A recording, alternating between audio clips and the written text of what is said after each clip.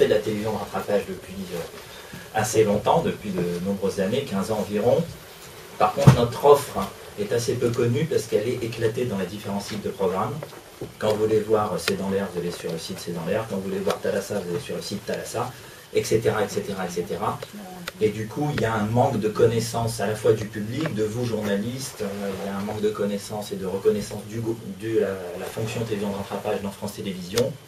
Et l'idée, c'était de regrouper toute l'offre au sein d'un même site, donc plus.fr, ce qui ne veut pas dire qu'on a supprimé la télévision de rattrapage des sites de programmes. Donc il y a une double entrée. Si vous voulez voir Thalassa, soit vous êtes un super fan de Thalassa, vous avez mis dans vos favoris le site et vous allez le voir directement sur Thalassa, soit vous savez que grâce au spot que vous avez vu, tout est accessible à travers plus.fr et vous allez sur plus.fr où toute l'offre est concentrée. Mais énormément de programmes, donc un parti pris très différent par rapport à nos concurrents, beaucoup de programmes, donc simplicité d'accès qui était primordiale. Donc notre leitmotiv, pas d'animation dans tous les sens, on va directement au but, on essaye de faciliter l'accès au programme choisi par l'internaute, donc accès en un clic, je le montrerai tout à l'heure à travers le moteur de recherche. Mais le leitmotiv, c'est simplicité, facilité d'accès aux différents programmes. Donc il y a une page d'accueil, là vous voyez la page d'accueil de plus.fr avec des mises en avant éditorialisées, ça s'appelle Notre Sélection.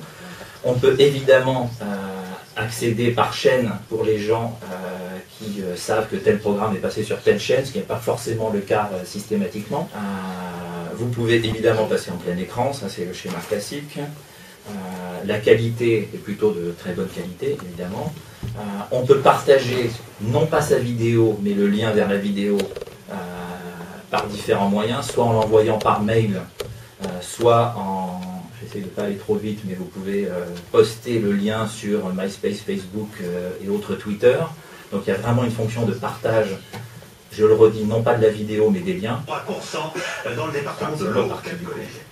Pourquoi on ne partage pas les vidéos? C'est que nous, on considère que les vidéos doivent être vues dans notre environnement et non pas ailleurs. Par contre, on partage les liens pour que justement ça puisse se répandre sur le net et qu'il y ait de plus en plus d'utilisateurs qui viennent sur notre plus.fr. Donc c'est vraiment un choix volontaire, ce qui ne veut pas dire qu'il n'y aura jamais de vidéos de chez nous ailleurs, mais ça sera mesuré et contrôlé par nous, que ce soit les directions de programme ou les directions de la communication. Mais on ne veut pas que ça se répande partout et sans contrôle de notre part. Évidemment, on peut ajouter l'émission aux favoris. Donc si je suis un super fan de C'est dans l'air, je clique en un bouton sur le petit cœur. Et si normalement maintenant je vais sur la page d'accueil des favoris, C'est dans l'air a dû apparaître. Ça a marché. Alors je ne vais pas truquer, je peux en faire un deuxième si vous voulez. On le fera tout à l'heure. Autre accès, bon évidemment il y a un moteur de recherche comme je disais assez puissant en fait soyons clairs, c'est Google qui est derrière, la Google Box.